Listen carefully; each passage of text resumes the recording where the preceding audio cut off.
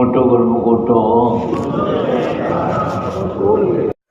बोलो जयकारा बोल मेरे श्री गुरु महाराज की जय। सभी गुरुमुख प्रेमियों से सप्रेम जय सच्चिदानंद। वंदो चरण सरोज गुरु मुद मंगल आगार। जेहि सेवत नर होत हैं भव सागर से पार। गुरु जी के सुमिरन मात्र से नाशत विघ्न अनंत। तासे सर्वारंभ में ध्यावत हैं सब संत। श्री प्रयाग धाम में अनुपम एक सुनहरी अवसर गुरुमुख प्रेमियों को नित्य प्रति मिल रहा है। अनेक अनेक उदाहरणों से अनेक दृष्टांत सुना करके समझाया जाता है कि किस प्रकार इस मनुष्य जीवन का स्वर्णिम लाभ प्राप्त करना है। ये जीवन अनमोल है। अनमोल जीवन का असली लाभ क्या है और भूल चूक हो जाने से कितना बड़ा नुकसान है, कितनी हानि है। गुरुमुख प्रेमी हम बड़े भाग्यशाली हैं और रोज नित्य भाग्यशाली होने का एक वरदान गुरुमुख प्रेमियों को यहाँ मिल रहा है। आज फिर से मौसम सुहाना हुआ, ठंडक ठंडक हो गई। श्री दर्शन खुलने से 1 घंटा पहले थोड़ी देर के लिए ही सही, लेकिन चारों ओर बरसात की ये बरसती हुई फुहारें गुरुमुख प्रेमियों को इस सुनहरे अवसर का एक स्वर्णिम नज़ारा प्रदान कर गई। ये बरसात की फुहारें जिस प्रकार बाहरी स्तर पर दिखाई हम सबको ये नज़ारा दिखता है, हम देखते हैं, ऐसा ही एक अपने भीतर हर गुरुमुख के ऐसा नज़ारा तब पहले से भी अधिक भरपूर हो जाता है जब सुंदर सुंदर मनोहारी दर्शन श्री हजूर के मिल जाते हैं। श्री दर्शनों का जब लाभ प्राप्त होता है, गुरुमुख प्रेमियों के हृदयों की तपन ऐसे ही बुझ जाती है जैसे बरसात के आने से गर्मी का जो मौसम है उसमें तब्दीली आ जाती है। ठंडा ठंडा मौसम हो जाता है, सुहाना मौसम हो जाता है। वही सड़क होती है, वही राहें, वही गलियां होती है कि जहाँ झुलस रही गर्मी में, झुलसती हुई धूप में, झुलसती हुई आग के जैसे ओले बरसते हैं मई और जून में, झुलसती हुई इस गर्मी में, झुलसाती हुई गर्मी के अंदर एकदम से बहार आ जाती है बरसात के आने से। चारों ओर वातावरण ठंडा ठंडा हो जाता है। ऐसा ही कुछ नज़ारा अपने भीतर भी महसूस किया जा सकता है। और गुरुमुख प्रेमी तो करते ही नित्य प्रति अपने भीतर के सुखद एहसासों से हर गुरुमुख प्रेमियों को राहत मिलती है, खुशहाली हो जाती है अंदर सतगुरु के दर्शनों से। सतगुरु की छत्र छाया में बैठ कर के ऐसा रमणीय नज़ारा बाहर की आँखों से देखते हुए जब भीतर प्रवेश करता है ये नज़ारा,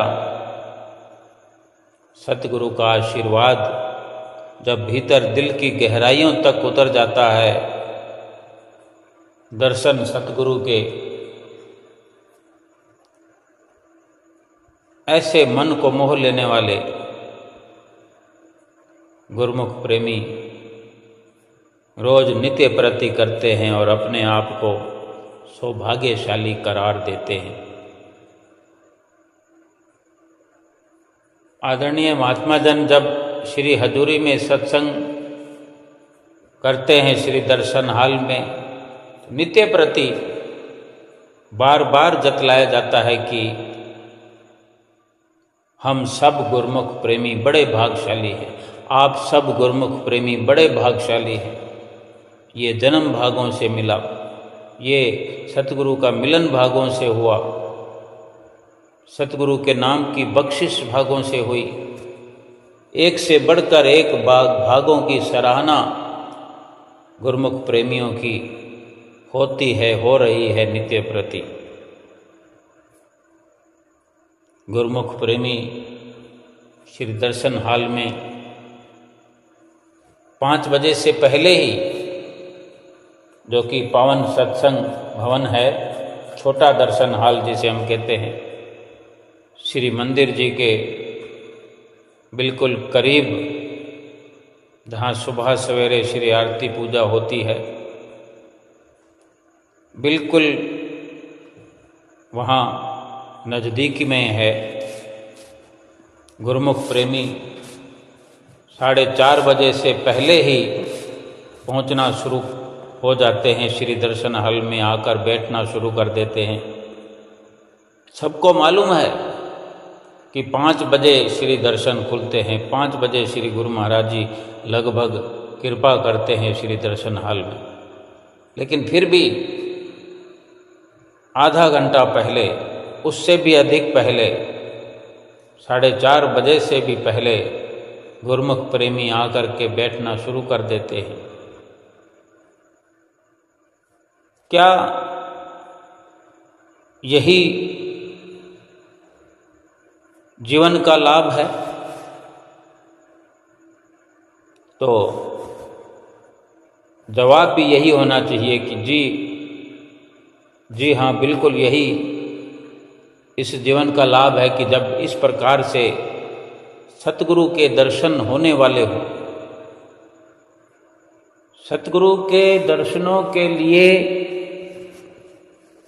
जिन्हें सतगुरु की शरण नहीं मिली, वो इन खुशियों के लिए, इन लाभ, इस प्रकार के लाभ के लिए, भक्ति की कमाई के लिए, 84 लाख योनियों के छुटकारे के लिए, दुखों से छूटने के लिए ऐसे ऐसे कठिन परिश्रम करते हैं। जितना भी संसार है, हर कोई चाहता है कि मैं 84 लाख योनियों से छूट जाऊं, हर पल हर घड़ी सच्चा सुख पाऊं, ये लोक सुखी करूं, परलोक सुहेला करूं। लेकिन वंचित रह जाते हैं। चाहते सभी हैं कि सुख मिल जाए, सुकून मिल जाए, आनंद की प्राप्ति हो जाए, भक्ति का धन इकट्ठा कर लें, लेकिन वंचित रह जाते हैं कि उन्हें ऐसा अवसर नहीं मिला। मनुष्य जीवन तो मिला जो कि अपने आप में भागों वाला है, लेकिन सतगुरु की शरण प्राप्त नहीं हुई, कुछ कमी भागों में रह गई और कुछ प्रयास न होने के कारण, अपनी कोशिश या अपनी खोज गलत होने के कारण प्रयास तो करते रहे सुख पाने का, आनंद पाने का, भक्ति का धन इकट्ठा करने का, इस लोक से जाते हुए परलोक का सरमाया साथ ले जाने का प्रयास तो करते रहे कि फिर से 84 लाख योनियों में न जाना पड़े और 84 लाख योनियों में यानी जन्म जन्मांतरों से पाप कर्म करते रहने के कारण जो घने अंधकार में, मझधार में और अनेक अनेक दुख प्राप्त इस जीवन में कर रहे हैं, इनसे छूट जाए, छुटकारा हो जाए, सभी चाहते हैं, सभी प्रयासरत हैं, प्रयत्न कर रहे हैं, लेकिन सफलता कैसे मिले? अगर सतगुरु की शरण को पा करके भी कोई भूल करे, चूक करे, फिर तो और भी बड़े दुख की बात है। जिस अवसर को मुनि मुनीश्वर, तपी तपीश्वर, योगी योगीश्वर तरसते हैं, जिस घड़ी के लिए बड़े बड़े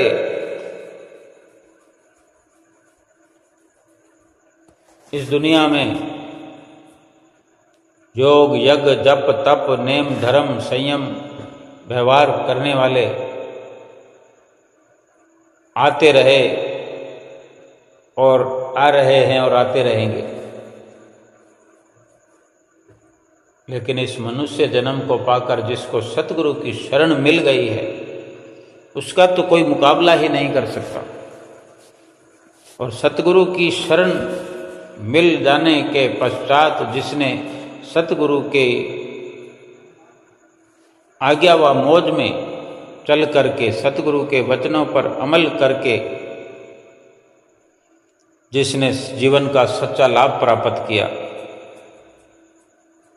वो तो सर्वश्रेष्ठ इस दुनिया में जीवन व्यतीत कर रहा है। यही सच्चा लाभ है जीवन का। गुरुमुख प्रेमी श्री दर्शन हाल में जब प्रवेश करते हैं, प्रवेश करते ही पूरा वातावरण बदल जाता है। गुरुमुख प्रेमियों के भीतर का सब वातावरण चेंज हो जाता है कि पहले बेशक श्री दर्शन हाल की ओर चलते हुए, पहुंचते हुए कुछ न कुछ ख्याल लगा होता है कि हम श्री गुरु महाराज जी के दर्शन करने जा रहे हैं, श्री गुरु महाराज जी के ऐसे दर्शन करेंगे, श्री गुरु महाराज जी ऐसे हुक्मनामा देंगे, श्री गुरु महाराज जी ऐसे प्रसाद लुटाएंगे। बेशक ये विचार चल रहे होते हैं, लेकिन जब श्री दर्शन हाल में प्रवेश करते हैं तो फिर ये बड़े गहराई से ये विचार और बढ़ते हैं और कुछ तब्दीलियां विचारों में होने लगती है। कुछ और प्रकार के विचार अपने भीतर उठने लगते हैं और इतने में गुरुमुख प्रेमी जो दंडवत करके बैठते हैं, भजन सुनने का अवसर मिलता है, माइक में जयकारा लगता है और थोड़ा सा ध्यान गुरुमुख प्रेमियों का फिर से बदल जाता है। और इसी प्रकार भजन की शुरुआत के साथ ही फिर कुछ और इशारे, कुछ दृश्य, कुछ नज़ारे बदलते हुए एक एहसास दिलाते हैं कि अब श्री गुरु महाराज जी आने वाले। और ये संकेत पा करके सभी चौकन्ने हो जाते हैं। गुरुमुख प्रेमियों को वहाँ बैठ करके और किसी भी प्रकार की कोई सुध नहीं है कि मैं कहाँ से, किस शहर से यहाँ आया हूँ दर्शन करने, किस काम को छोड़ करके आया हूँ, क्या मेरा नुकसान हो रहा है। एक बड़े विचित्र प्रकार से गुरुमुख प्रेमियों के जीवन में तब्दीलियां होती हुई दिखाई देती हैं, बाहर भी और भीतर भी। बीच बीच में ख्याल गुरुमुख प्रेमियों को आता ही है, लेकिन अधिकतर एक नशा छाया रहता है, खुमारी छाई रहती है। कोई नशा किया नहीं, नशा करने वाले नशा खरीद करके कोई मदिरा पान करता है, कोई अफीम, कोई डोडा पोस्त, और आजकल तो बड़े बड़े विचित्र नशे होने लगे हैं। लेकिन यहाँ जो हम चर्चा कर रहे हैं वो खुमारी वाली, जो एक प्रकार से नशे की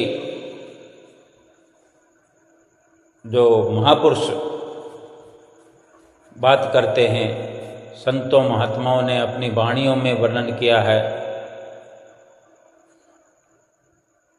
आया है कि अफीम, पोस्त, भंग, शराब उतर जाए पड़ भात, नाम खुमारी नान का चढ़ी रहे दिन रात।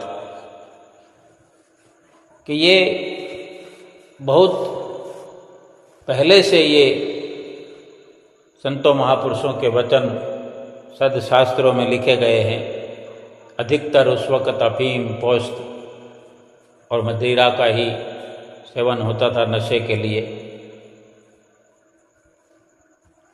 और तभी केवल एक इशारा या एक उदाहरण ही होता है समझाने के लिए। गुरु नानक देव महाराज जी ने अपनी वाणी में यही वर्णन किया है कि नाम की जो खुमारी है, नाम का जो खुमार है, एक प्रकार से खुमारी ये कि सरूर आ जाता, जैसे नशा करने से शरीर को सुरूर आ जाता है, शुद्ध बुद्ध खोने लगता है, बावड़ा हो जाता है, नींद आने लगती है, अचेत होने लगता है। लेकिन ये जो नाम खुमारी नान का चढ़ी रहे दिन रात, ये जो नाम का नशा है, ये भक्ति का नशा है, इसकी जो खुमारी है, इससे शुद्ध बुद्ध भूलती नहीं है, बल्कि शुद्ध बुद्ध जाग जाती है, जागृति आती है। और नशे की खुमारी का इसका ये प्रभाव है, नाम के नशे का, भक्ति के नशे का, कि संसार की ओर से वो बावड़ा हो जाता है। संसार वाले वो कहने लगते हैं कि ये बावला हो गया है, क्योंकि संसार से उसका ख्याल उठ जाता है, संसार से ध्यान हट जाता है, और सही मायने में जो क्या है कि भक्ति के लिए, आत्मा के लिए, सत्संग के लिए सचेत हो जाता है। आँख जो इसकी मोह माया की नींद में लगी हुई है वो खुल जाती है, और यही सच्चा लाभ है। गुरुमुख प्रेमी श्री दर्शन हॉल में बैठकर इंतज़ार कर रहे थे, तभी श्री गुरु महाराज जी श्री दर्शन हॉल में कृपा फरमाई और गुरुमुख प्रेमियों ने साष्टांग दंडवत प्रणाम करते हुए हुक्मनामा प्राप्त किया और उठ खड़े हुए। और श्री गुरु महाराज जी की असीम कृपा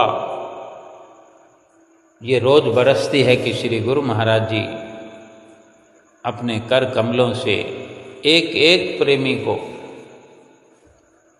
खुले हाथों आशीर्वाद से भरपूर करते हैं, आशीर्वाद लुटाते हैं और सभी को आशीर्वाद मिल गया। गुरुमुख प्रेमी श्री चरणों में बैठ गए और संतों महात्माओं का माथा टेकने का हमेशा की तरह जो नियम है वो शुरू हुआ। महात्मा जन लाइनों में आते हैं, श्री गुरु महाराज जी की नज़दीकी प्राप्त करते हैं। श्री गुरु महाराज जी के आगे दूर मेज रखी होती है, एक तरफ से चलते हैं और दूसरी तरफ से घूमकर मेज के उस तरफ घूमकर और श्री गुरु महाराज जी के नज़दीक में माथा टेकते हुए और आशीर्वाद प्राप्त करते हुए। कितनी ये सतगुरु की अनुकंपा है कि वे हम गुरुमुख प्रेमियों को भीतर से भी और बाहर से भी अपने नज़दीक, बिल्कुल नज़दीक कर देना चाहते हैं, अपने साथ मिला लेना चाहते हैं। और ये कितना सुंदर हमारा सौभाग्य है जो ऐसे हम वक्त को पा करके, जितने भी हम अपने भागों की सराहना करें कम है। इसके पश्चात माथा टेक लेने के, महात्मा जनों के माथा टेकने के पश्चात एक बाई जी दो भक्तानियों को साथ लेकर आई, जिनकी तरफ से प्रसाद था और ये सब नित्य प्रति होता ही है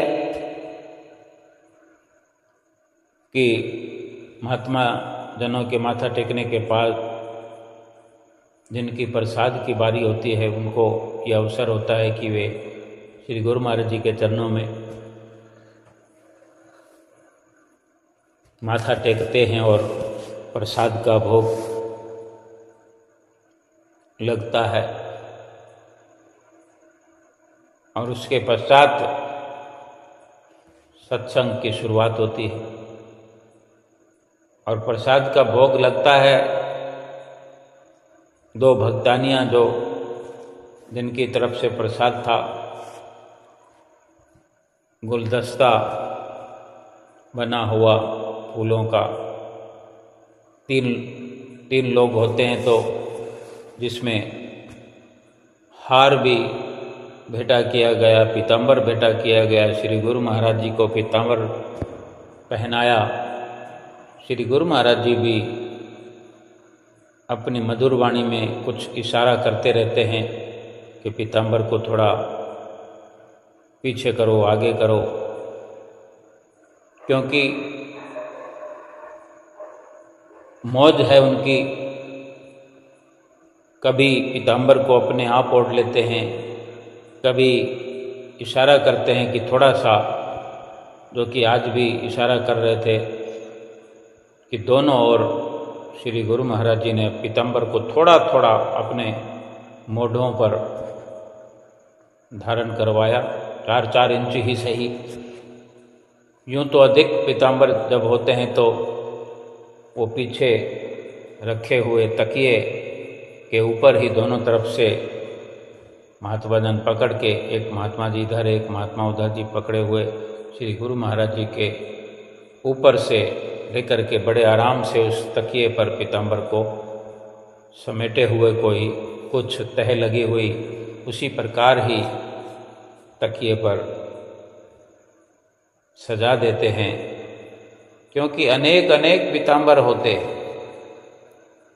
आज जो कि श्री गुरु महाराज जी ने थोड़ा सा पीताम्बर वचन फरमा करके थोड़ा सा बिल्कुल 4 इंच ही अपने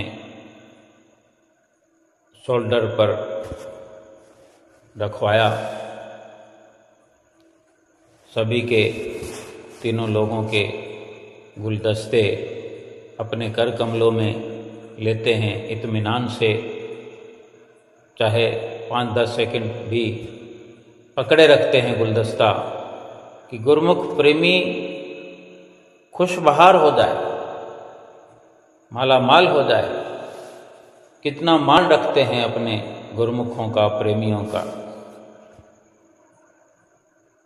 कभी बाएं कर कमल में पकड़ते हैं, फिर बाएं कर कमल से अपने दाएं कर कमल में पकड़ाकर फिर पीछे महात्मा जी को नज़दीक जो उपस्थित होते हैं उनको देते हैं, फिर पीछे की तरह रखा जाता है। कभी दाईं ओर से पकड़ते हैं तो बाईं ओर अपने बाएं कर कमल में लेकर फिर उस तरफ के खड़े हुए महात्मा जी को देते हैं।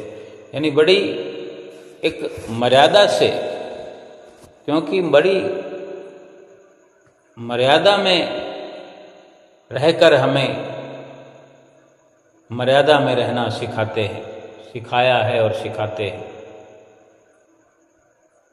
और इस प्रकार अच्छे से उन प्रेमियों को, जो भक्तानियाँ प्रसाद का माथा टेक रही थी भाई जी के साथ, दोनों कर कमल उठा करके उनको आशीर्वाद दिया। और फिर सत्संग शुरू हुआ। आदरणीय महात्मा जी ने भी सत्संग की शुरुआत में भाग्यशाली होने का वरदान दिया सारी संगत को। सत्संग में सुनाया कि कितने भाग्यशाली हैं हम गुरुमुख, कि महापुरुषों की चरणों की छत्र छाया में बैठ करके ये सुंदर प्यारा दर्शन दीदार कर रहे हैं, कि यही स्थान है, यही जगह है जहाँ गुरुमुख प्रेमी पहुँच करके, आ करके खुशी का, आनंद का सच्चा अनुभव करता है।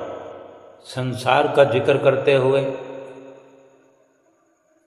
कि अगर संसार की ओर दृष्टि डालते हैं, संसार की ओर हम नज़र डालते हैं, तो यही देखने में आता है, जब भी नज़र डालो संसार की अवस्था पर, संसार की व्यवस्था पर, जब भी हमने इस प्रकार से प्रयास किया हो देखने का, समझने का संसार के बारे में, तो चारों ओर हर कोई दुखी और परेशान नजर आता है।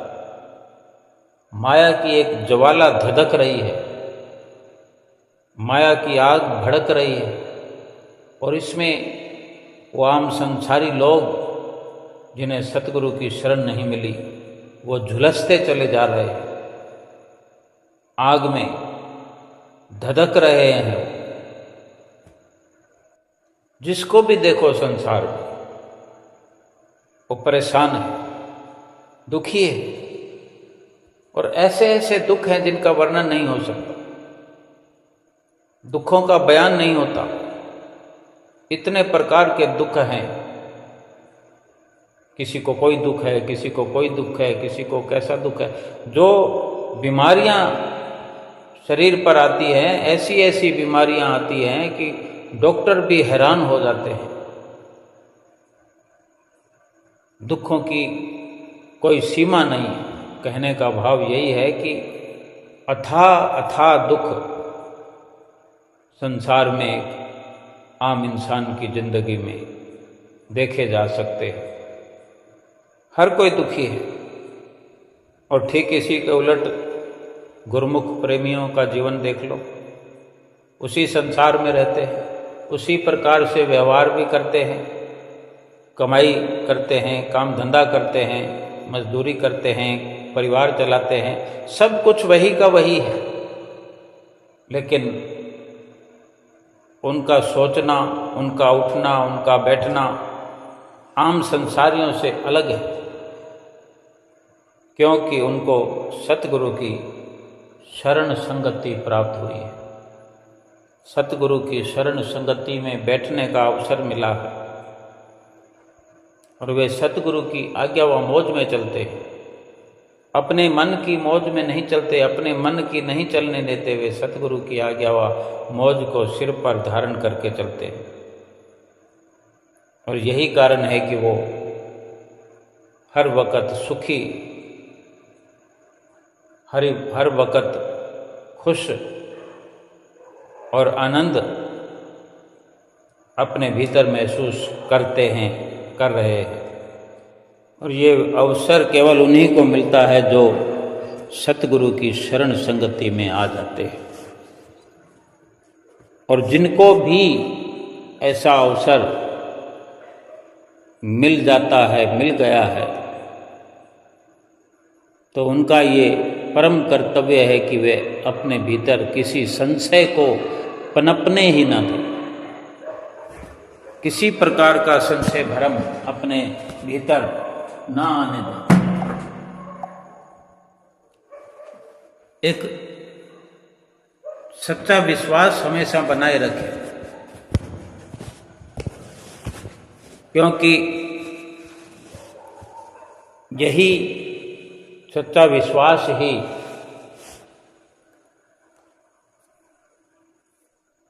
संशय भ्रमों से गुरुमुख प्रेमियों को ऊपर उठा देता, इतना ऊपर कि फिर किसी भी प्रकार माया की खाई में गिरने से बच जाता है जीव। अनेक गुरुमुख प्रेमी संशय और भ्रम की चपेट में आ जाते हैं।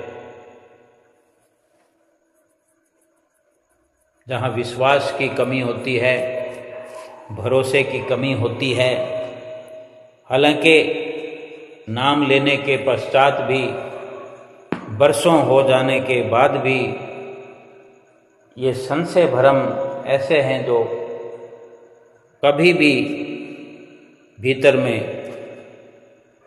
अपना मुंह उठा लेते हैं। ऐसे ही एक दृष्टांत, एक वृत्तांत सुनाया। 3 महीने पहले का एक गुरुमुख प्रेमी का किस्सा सुनाया कि वे विदेश से 3 महीने पहले एक प्रेमी परिवार आया, तो महात्मा जी से उनकी बात हुई, तो वो प्रेमी कहने लगे कि हमें इतने वर्ष हो गए हैं, काफ़ी वर्षों से नाम लिया हुआ है, लेकिन अभी तक हम ये नहीं समझ पाए कि श्री गुरु महाराज जी की हम पर कृपा है या नहीं है। इतनी सी बात है कहने को, लेकिन ये बहुत बड़ी हो जाती है जब संशय भ्रम हमारे भीतर पैदा हो जाते हैं। तो वो बता रहे थे महात्मा जी को कि हमारे अंदर ये संशय बना हुआ है। तो महात्मा जी ने कहा कि अगर आपको विश्वास नहीं है, भगत जी कहते हैं कि मेरी भक्तानी की भी यही दशा है कि क्या पता श्री गुरु महाराज जी की कृपा हम पर है भी कि नहीं है। तो महात्मा जी ने कहा कि हमने उनसे कहा कि देखो, इस संसार में 200 से भी ज़्यादा देश हैं। जैसे हिंदुस्तान एक देश है, इसी प्रकार के इतने देश हैं संसार के अंदर, और इस संसार में अनेक अनेक प्रकार के लोग रहते हैं, जैसे हिंदू, मुस्लिम, सिख, ईसाई, अरबी, फारसी, यानी मुस्लिम देश भी हैं और ईसाई देश भी हैं। अनेक अनेक प्रकार के लोग रहते हैं और अनेक अनेक प्रकार के लोगों में, अनेक अनेक देशों में कई ऐसे भी होते हैं जो विद्वान होते हैं, ज्योतिष होते हैं, जिन्हें हस्तरेखाओं का ज्ञान होता है, हाथ देखकर बता देते हैं, कोई कुंडली टेवा देख करके बता देते हैं। तो महात्मा जी यही कह रहे थे उनको कि आप कहीं भी चले जाओ, किसी देश में और किसी भी भाषा वाले लोगों के बीच में जाकर, जिनके बीच में ज्योतिष वगैरह होते हैं, तांत्रिक वगैरह होते हैं, तंत्र मंत्र विद्या जानने वाले, तो आप किसी भी ज्योतिषी के पास चले जाओ, पादरी के पास चले जाओ, इस प्रकार के किसी पाठी के पास चले जाओ, उनसे जाकर पूछो कि हम पर सतगुरु की कृपा है या नहीं है, तो तुम्हें जवाब मिल जाए। तो महात्मा जी की बात सुनकर वो प्रेमी कहने लगे कि महात्मा जी, हमने जब से सतगुरु की शरण प्राप्त की है, नाम प्राप्त किया है, हमने कहीं भी जाना ही छोड़ दिया है। हम किसी और के पास तो जाते ही नहीं हैं, केवल सतगुरु के हम हर वक्त नज़दीक रहते हैं, नज़दीक रहना चाहते हैं, अपने भीतर से भी और बाहर से। किसी और के आगे तो जाने का ख्याल ही हमारे भीतर नहीं आता। और ये बहुत ही अच्छा जवाब उन्होंने दिया कि गुरुमुख प्रेमियों का ऐसा ही व्यवहार होना चाहिए, ऐसा ही गुरुमुख प्रेमियों का रहन सहन, गुरुमुख प्रेमियों का जीवन होना चाहिए कि जब सतगुरु की शरण मिल गई है, सतगुरु से नाम मिल गया है, तो फिर इधर उधर जाने की जरूरत क्या है। लेकिन ये मन है इधर उधर भटकाता है, संशय और भ्रम पैदा करता है। जो भटक जाते हैं, जिनके अंदर संशय पैदा हो जाते हैं, फिर उनको लगता ही नहीं कि मुझ पर सतगुरु की कृपा है कि नहीं, वे समझ नहीं पाते। क्योंकि गुरुमुख होकर भी अगर संशय भ्रम पैदा हो तो ये ठीक नहीं है। और वास्तव में अगर सतगुरु पर पूर्ण विश्वास हो जाए, कहते तो सब हैं, लेकिन पूर्ण विश्वास जिसको हो गया हो, भला वो ठोर ठोर जाकर के क्यों कोई आजमाइश करेगा। एक जगह ही एकाग्र चित्त होकर के अपने भीतर सुख का अनुभव करेगा। तो महात्मा जी ने फिर से कहा उनको कि आपकी बात ठीक है कि आप कहीं नहीं जाते, आपकी सोच अच्छी है, आपके विचार अच्छे हैं, लेकिन जो संशय आपको है उसके लिए आप अवश्य जाओ और आपको जवाब भी मिलेगा। महात्मा जी ने जो समझाना था उनको वो यही कि तुम ऐसी जगह, ऐसे लोगों के बीच में जाओ जो केवल ज्योतिषी तो हों, लेकिन सतगुरु के उपदेशी ना हो, जानते तक ना हो। उनके पास जाने से भी आपको पता चल जाएगा कि आप पर सतगुरु की कृपा है कि नहीं। तो वो प्रेमी जो महात्मा जी से बात कर रहे थे, महात्मा जी की इतनी बात सुनने पर, महात्मा जी के जोर देने पर वो प्रेमी कहने लगे कि महात्मा जी मैं माफ़ी चाहता हूँ, मैंने बताया नहीं, लेकिन एक बार हम जर्मनी गए, विदेश में तो वो रहते ही थे, लेकिन वो अपने शहर से चल कर के जर्मनी गए। वहाँ पर उनके रिश्तेदार वगैरह रहते थे, तो वहाँ जब गए थे तो अपने रिश्तेदारों को उन्होंने जिक्र किया इस बात का, ये संशय वाली बात, भ्रम वाली बात। तो उन्होंने उनको रास्ता सुझाया। जिक्र क्या किया जो उन्होंने रास्ता बताया? इन्होंने यही जिक्र किया क्योंकि जो संशय भ्रम है, वो संशय भ्रम इसीलिए आते हैं कि विश्वास डामाडोल हो जाता है, मन भटक जाता है। और मन क्या भटकता है, विश्वास क्या डामाडोल होता है कि जो दुख हम पर आते हैं, कष्ट आते हैं, तो हम ये विचार करते हैं कि जब हमने सतगुरु की शरण ली है तो फिर ये दुख कलेश क्यों आते हैं। यही तो संशय भ्रम है। और ये क्यों आते हैं, संशय भ्रम क्यों होते हैं, ये भी महात्मा जी समझा रहे थे। और वो महात्मा जी से कहने लगे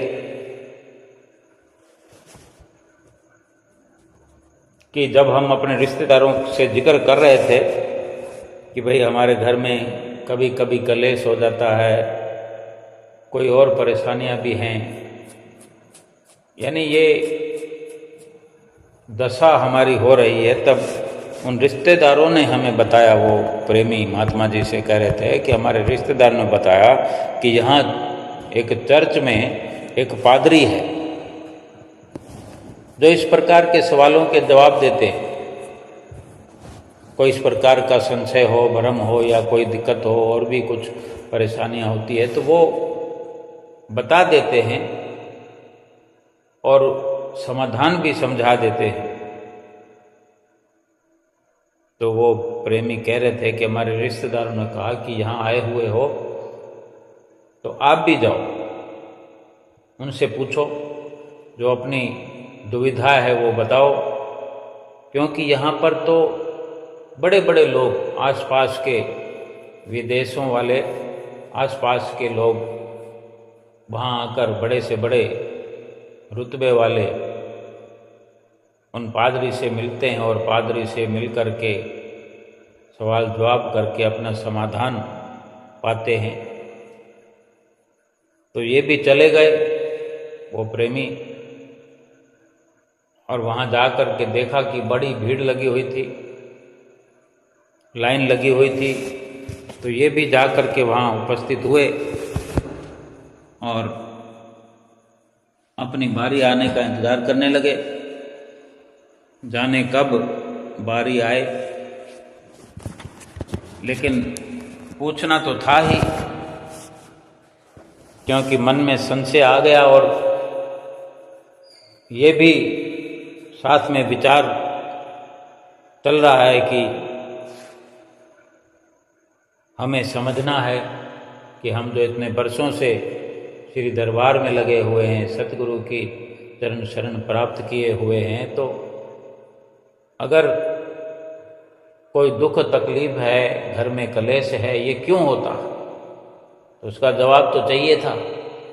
तो वहाँ अपना इंतज़ार कर रहे थे तो वक़्त से पहले ही पादरी की ओर से संदेश इनको प्राप्त हुआ कि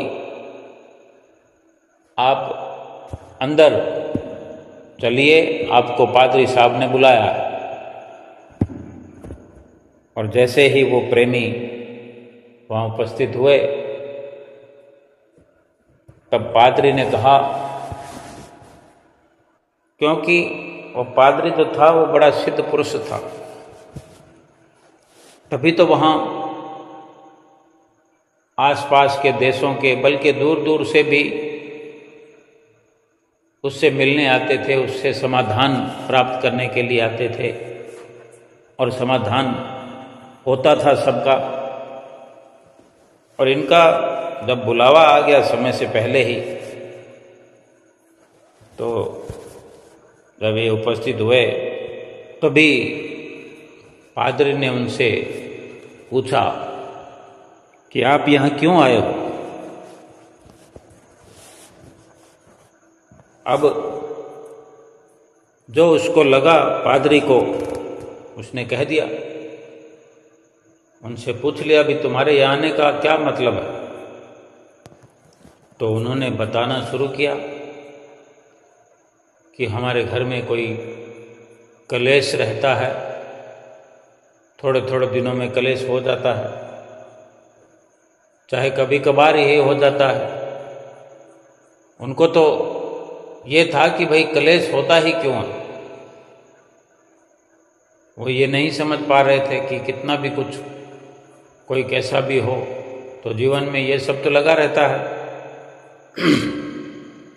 तो जब उन्होंने बताया कि कभी कलेश हो जाता है, शांति भंग हुई रहती है, तो उनकी सारी बातें सुनकर, क्योंकि वो सबकी बातें सुनते थे और सब तरह की फरियादें लेकर लोग आते थे, कोई धन की ख्वाहिश लेके आता है, कोई शरीर की बीमारी की ठीक करने की मांग लेकर के आता है, तो वो सभी का समाधान करते थे।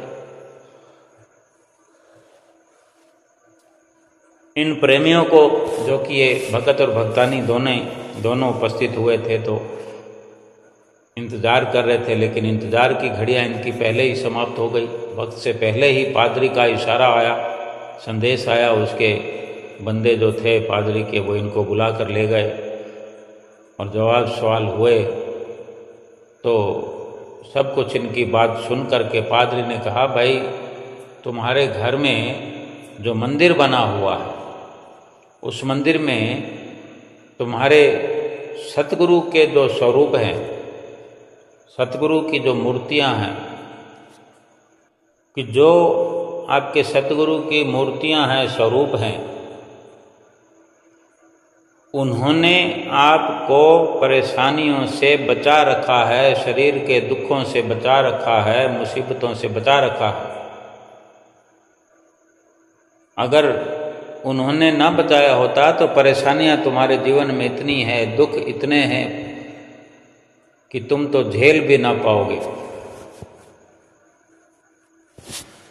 और वास्तव में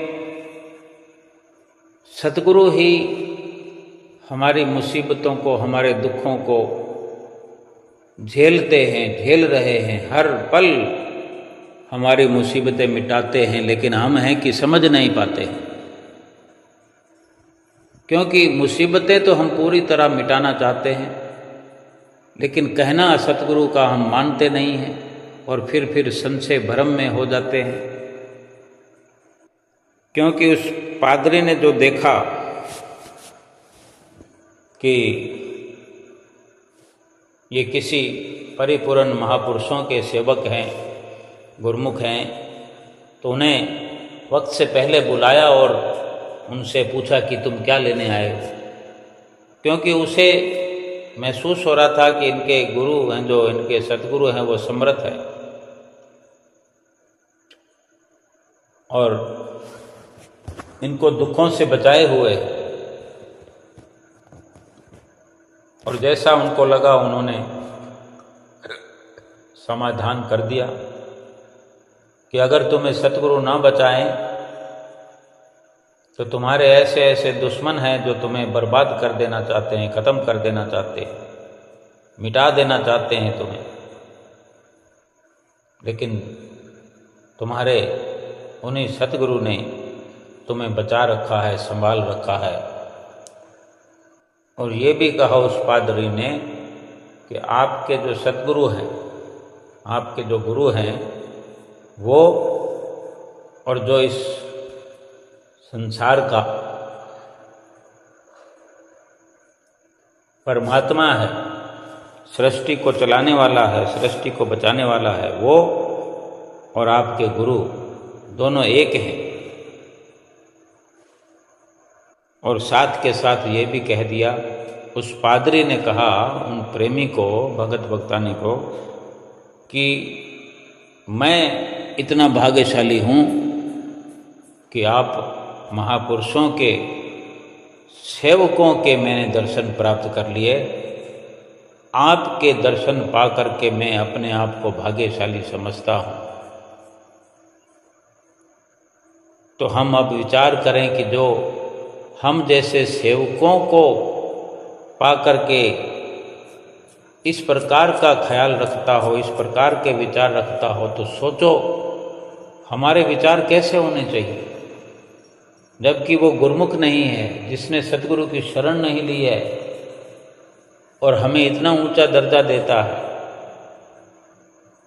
इतनी उच्च वाणी का प्रयोग करता है सद्गुरु के लिए, और हम जो स्वयं सद्गुरु के सेवक हैं, हमें सद्गुरु की चरण शरण मिली है, और हमारे अंदर अगर संशय भ्रम पैदा हो तो कितने दुख की बात है। तो ये भी उसने साथ में कहा, पादरी ने उन प्रेमियों को, कि आप अपने सतगुरु में अटल विश्वास रखो, श्रद्धा रखो और उनके वचनों पर चलो। तुम्हें कहीं जाने की जरूरत नहीं होगी, कोई संशय नहीं, कोई भ्रम नहीं पैदा होगा। और वास्तव में ये सच्ची बात है। लेकिन हम विचार करें कि क्या हमें कोई और जो गुरुमुख ना हो वो हमें समझाए, लेकिन हम गुरुमुख होकर भी हम अगर समझदार नहीं बने तो कितने बड़े दुख की बात है। महात्मा जी सुना रहे थे कि जो सद्गुरु ने हमारे लिए नियम निर्धारित किए हैं, 5 नियमों की जो एक रचना रचाई है, हमें अमल करने के लिए ही 5 नियमों की रोज़ हिदायत करते हैं। 2 घंटे भजन अभ्यास के लिए हमें रोज़ समझाते हैं, लेकिन हम उन नियमों को तो पूरा करते ही नहीं। साफ साफ शब्दों में महात्मा जी ने सत्संग में वर्णन किया और हम समझ सकते हैं, महसूस कर सकते हैं। महात्मा जी कह रहे थे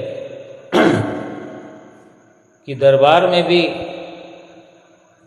देखने को आता ही है कि गुरुमुख प्रेमी चले आ रहे होते हैं, कोई आरती में आ रहा है, कोई बेनती में आ रहा है। यही दशा आश्रमों में, कुटियाओं में है, यही दशा अपने घरों में है कि कितना श्री आरती पूजा में हम ध्यान लगाते हैं, कितना वक्त देते हैं। वरना क्या ज़रूरत है कि कोई आरती के बीच में पहुँचे, आरती शुरू हो जाए तब पहुँचे, या आरती ख़त्म होने वाली हो तब पहुँचे, या अगर पहले पहुँच जाए तो आरती के बीच में उठकर चला जाए, ख़त्म होने से पहले चला जाए, तो नियम कहाँ पूरा हुआ। ऐसे ही दूसरा नियम निभाते होंगे, सत्संग का, सेवा का, दर्शनों का। महापुरुष यही समझाना चाहते हैं कि अगर हम 5 नियमों की पालना नित्य प्रति करें, इत्मीनान से, श्रद्धा और विश्वास से, और 2 घंटे भजन अभ्यास पूरा करें, फिर कोई दुख नहीं, कोई तकलीफ नहीं, किसी प्रकार का कोई संशय नहीं, कोई भ्रम नहीं। चारों ओर खुशियाँ ही खुशियाँ महसूस होने लगेगी। श्री गुरु महाराज जी ने सभी गुरुमुख प्रेमियों को ये सुनहरी अवसर बख्शा है। हमारा फर्ज है कि हम श्री आरती पूजा करें, सेवा करें, सत्संग करें, सुमरन दर्शन ध्यान करें, और 2 घंटे भजन अभ्यास नित्य प्रति करते हुए अपने हर प्रकार के संशय से, भ्रम से, दुखों से, चाहे मानसिक हों चाहे आत्मिक हों, सभी दुखों से छुटकारा पाएं और अपना लोक परलोक सुहेला करें। बोलो जयकारा बोल मेरे श्री गुरु महाराज की जय।